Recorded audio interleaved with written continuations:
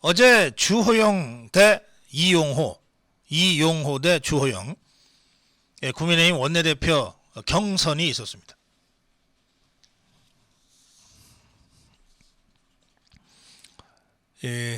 이용호 의원은 정견 발표 때 이렇게 얘기했어요. 최후의 위기 상황에서 국민의힘이 무기력한 모습을 보이는 것을 보고 활력을 불어넣어야 되겠다. 당의 역동성을 부여해야 되겠다. 매기가 되어야 되겠다. 이런 순수한 마음으로 출마 선언을 했습니다. 이렇게 설명했어요. 매기가 돼야 되겠다.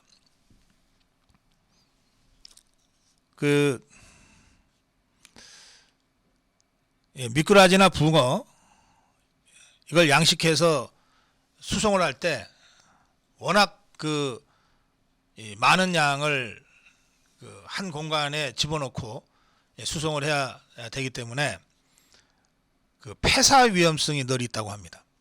그래서 집단 폐사 당하지 않게 하기 위해서 항생제를 많이 뿌리고 그런다 그러는데, 항생제보다도 더 효과적인 것이 이 메기 몇 마리 풀어놓는 거라고 합니다. 이 메기 몇 마리를 풀어놓으면 이 메기가 미꾸라지나 이 붕어들을 잡아먹으려고 쫓아다니니까 안 잡혀 먹히려고 도망 다니다가 계속해서 운동을 하게 돼서 건강을 유지하고 집단 폐사를 막을 수 있다는 거예요. 그게 메기론입니다. 잡아먹히지 않기 위해서 발버둥 치다 보면 자기도 모르게 몸이 건강해지고 활성화된다는 거죠. 이용호 의원이 원내대표 출마를 하면서 매기론을 주장을 했습니다. 실제로 이용호 의원은 선거 결과를 보니까 국민의힘의 매기가 된 것 같아요. 앞으로도 그 매기로서의 역할을 기대해도 좋겠다, 이렇게 생각합니다. 이용호 의원의 이 선전 10표나 나올까? 라고 했던 일반의 예상을 완전히 뒤집어버리고 42표나 얻은 이 이용호 의원의 선전에 대해서는 주호영, 경쟁자인 주호영 대표도 인정하고 있습니다. 주호영이 당선된 후에 이용호의 선전에 대해서 이렇게 얘기했어요. 저도 이용호 의원이 선전하셨다고 생각합니다. 당이 건강하게 목소리를 제대로 내달라는 그런 염원이 반영된 결과라고 생각합니다.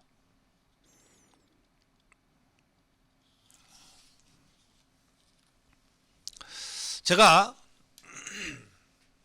주호영 61, 이용호 42 그 결과를 어제 오후에 처음 보고 제 첫 느낌을 솔직하게 표현하자면 이렇습니다. 국민의힘이 아직 살아있네. 국민의힘이 아직 희망이 있네. 제 첫 느낌은 그랬습니다.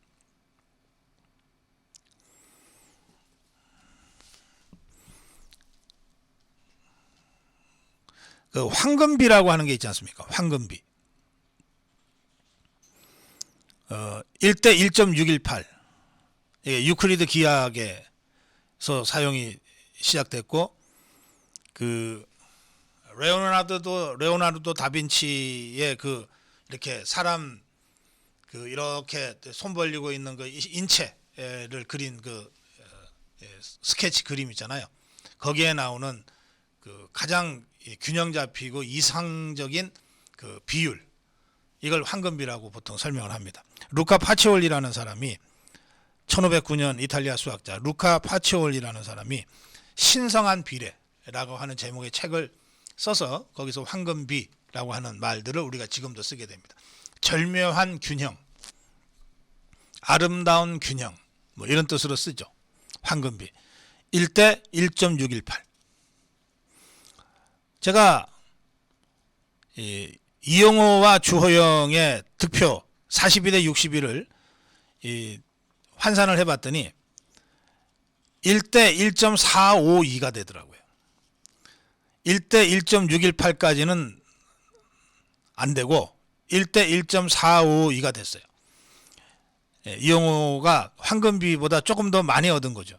약간 뚱뚱한 황금비라고 할 수도 있습니다. 저는 어제 61대 42 이게 절묘한 균형, 황금비에 근사한 그러한 절묘한 균형을 만들어낸 선거 결과였다, 이렇게 평가합니다. 그리고 그것이 일부 이른바 윤핵관들이나 친윤 세력이라고 설치고 다녔던 자들의 강압적 분위기 속에서 만들어낸 것이기 때문에 더욱 의미가 있다고 평가합니다. 이런 것이 바로 이른바 집단지성의 결과입니다. 국회의원들이 뭐 서로 의논했겠어요? 야, 이번에는 저 친윤 세력 좀 힘 좀 빼야 되니까 이용호 찍어주자, 이런 식으로 의논하고 찍었을까요? 그렇지 않아요. 국회의원들 그렇게 속내를 쉽게 드러내지 않습니다. 주호영이 다 만났을 거고 도와주겠다고 했을 거고 이용호가 만났을 때도 열심히 해보라 했을 거예요. 최종적인 결심은 투표장 가기 직전에 했을 거예요. 그런데 그 국회의원들의 한 사람 한 사람의 마음이 모아져서 그야말로 집단지성이 잘 발현된 선거 결과가 나왔다, 저는 그렇게 평가합니다. 이 원내대표 선거는 뭐 선거 기간이 오래 되지도 않습니다. 그저 2, 3일. 유일한 선거운동 방법은 전화로 부탁하는 것. 그리고 나서 맨 마지막에 투표하기 전에 후보들의 유세를 듣는 거예요. 후보들의 마지막 연설이죠. 그 마지막 연설을 들으면서 국회의원들이 최종적으로 이제 결심을 합니다. 그 마지막 연설에서 이용호가 유권자들의 마음을 크게 움직였다고 저는 생각합니다. 이용호 후보의 투표 직전 연설의 내용을 잠깐만 보겠습니다. 생략하고, 저는 여기 계신 의원님들 중 국민의힘 당적 보유 기간이 가장 짧은 사람입니다. 실제로 270 며칠밖에 안 돼요. 무슨 얘기냐면 2년 반 전에 4.15 총선 때는 이 사람 무소속으로 국민의힘 바깥에서 국회의원에 당선된 사람이라는 뜻입니다. 입당한 지 얼마 안 된다는 사람이라는 뜻입니다. 당적 보유 기간이 가장 짧은 사람입니다. 그러나 국민의힘과 윤석열 정부의 성공을 바라는 마음은 가장 절실한 사람이기도 합니다. 선거 나오면 누구나 다 이런 소리 하겠죠. 그런데 이용호의 경우는 좀 특별한 의미가 있습니다. 그 다음 연설을 보시면 압니다. 그 다음에 뭐라고 했나 하면, 호남의 지역구를 둔 제가 고뇌 끝에 선택한 윤석열 대통령님과 국민의힘이 실패하면 저는 돌아갈 곳이 없습니다. 실제로 그렇죠. 이 사람 여기서 실패하면 호남 돌아가봤자 죽는 수밖에 없어요. 윤석열 대통령이 실패하면, 국민의힘이 실패하면 저는 돌아갈 곳이 없습니다.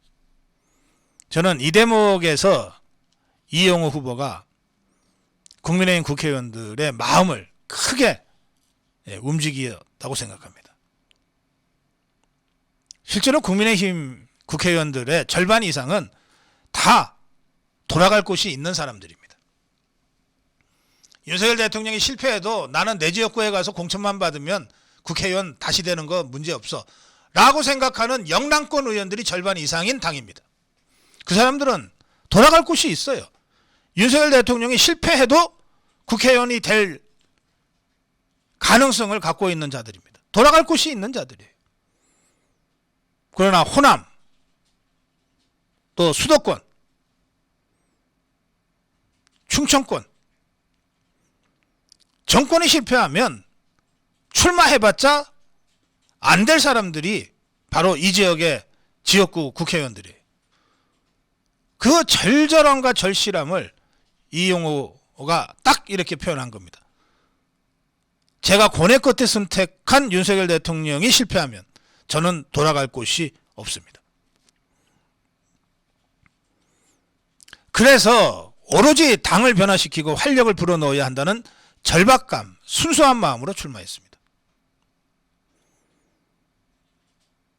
제가 끝까지 버티고 출마한 것은 대구, 광주, 전국 각지에서 제 출마 선언을 잘했다, 고맙다라고 격려 전화를 주셨기 때문입니다. 고맙다고 격려 전화가 왔다는 것이 중요합니다. 잘했다고는 격려할 수 있어요. 그러나 고맙다고 하는 격려의 말 속에는 뭐가 품어 있을까요? 이른바 주호영 추대론 같이 당이 경직되어서는 안 된다. 아무도 용기 있게 나서지 못하는 상황에서 당신이 출마 선언을 해줘서 고맙다. 당을 살리기 위해서 한 몸을 던져줘서 고맙다. 이런 뜻 아니겠습니까? 실제로 이용호 후보 외에도 7, 8명의 원내대표 후보들이 자천 타천으로 거론돼 왔지 않습니까? 그 후보들이 전부 다 불출마 선언을 했습니다. 자의적으로 불출마 선언을 했겠습니까?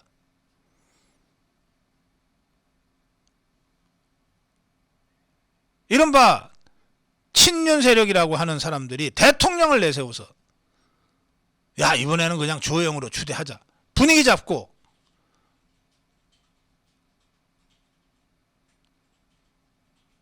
그 과정에서 결국 많은 후보들이 뜻을 접게 된 것 아니겠습니까?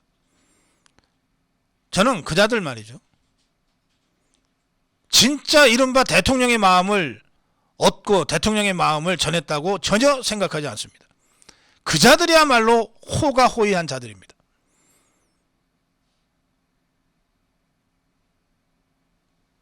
그런 상황에서 유력한 원내대표 후보들이 하나, 둘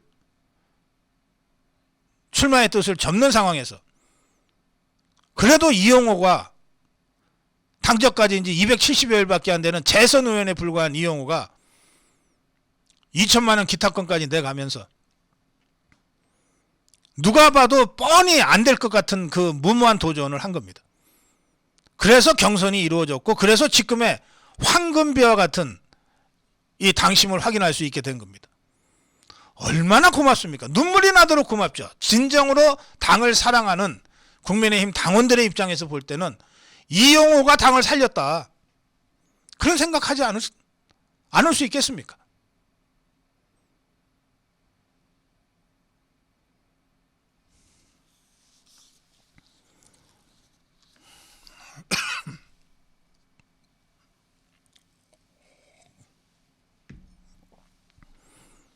실제 의총 현장에서 61대 42 발표가 되자 여기저기서 와 하고 하는 놀라기도 하고 탄성도 나오기도 했다는 겁니다. 누구도 예상하지 못한 이 결과. 그런데 국민의힘 국회의원들의 집단지성으로 만들어낸 이 황금 비율과 같은 이 결과. 이것 때문에 우리 자유파 국민들, 국민의힘에 실망했던 자유파 국민들이 다시 희망을 보게 됐다고 저는 생각합니다. 그래서 제가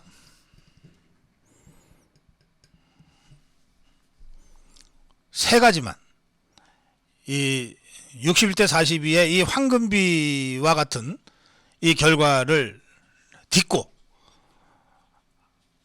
세 가지 숙제를 풀어가면서 좀 더 단단해진, 좀 더 숙성된 국민의힘을 만들자. 이렇게 제가 오늘 제안합니다. 첫째, 윤석열 대통령에게 제가 말씀드립니다. 집단 지성을 믿어라. 국민의힘과 국민의힘 국회의원과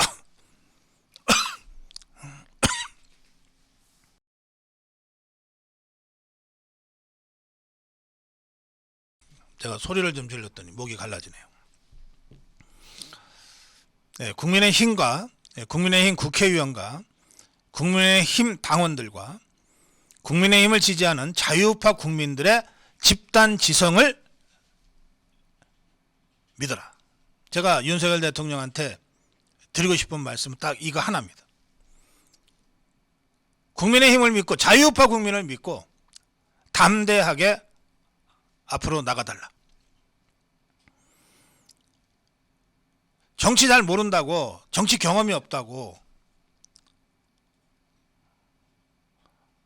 어쩌다 맺어진 그 몇 사람의 인연에만 의존해서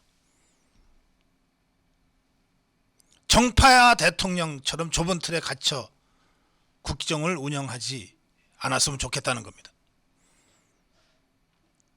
대통령의 친구 누구, 대통령의 뭐 누구,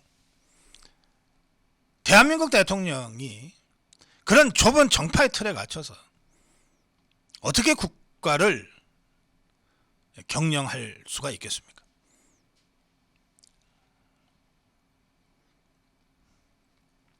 이제 그 정파의 틀을 확 벗어던지고 국민의힘과 진정으로 다시 파트너십을 구축하고 우리 자유우파 국민들에게 온몸을 맡길 수 있는 그런 정치적 환경과 여건이 비로소 만들어지기 시작했다. 아직 완전히 만들어진 건 아닙니다. 만들어지기 시작했다. 저는 그렇게 평가합니다. 지금까지 이른바 대통령의 측근이라는 누구 그런 얘기 더 이상 할 필요도 없고 들을 필요도 없는 그런 윤석열의 시대를 열어가길 바랍니다. 자유우파 국민의힘의 집단지성을 믿고 담대하게 나가자. 이게 제가 윤석열 대통령한테 하고 싶은 얘기입니다. 두 번째는 당입니다. 당. 솔직히 말씀드리죠. 저는 이번에 원내대표 출마 준비를 해왔다가 주호영 추대론이라고 하는 사실은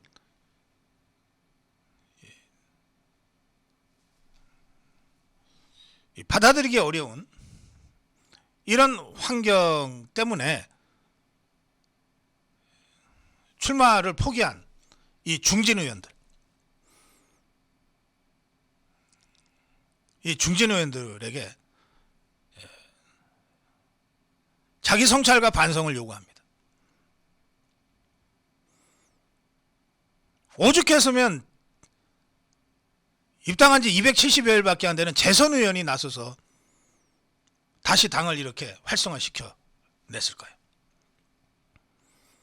도대체 국민의힘 의원들은 언제까지 얼마나 더 비겁해질 겁니까?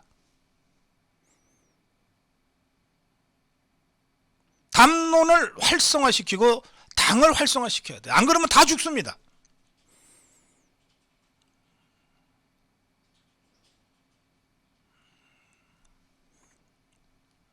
중진 의원들의 각성과 분발을 촉구합니다. 세 번째요.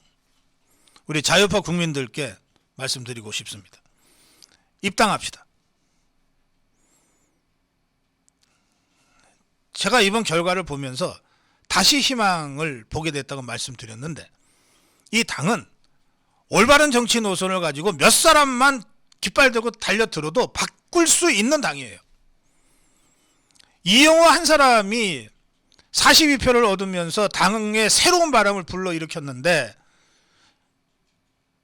문재인 좌파 정권과 5년 동안 목숨 걸고 싸웠던 우리 자유파 국민들이 대거 입당을 한다면 국민의힘이 안 바뀔 수가 있겠습니까? 더 이상 밖에서 방관자처럼 비난만 하지 마시고 입당해서 당의 주인이 됩시다. 입당해서 당을 바꿉시다.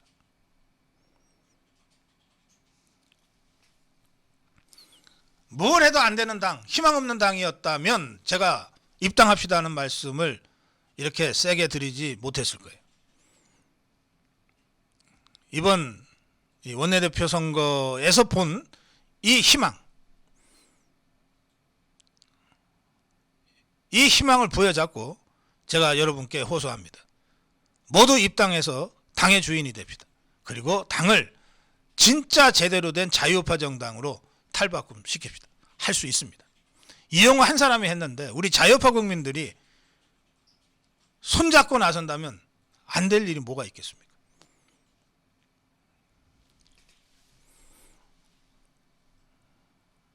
예, 오늘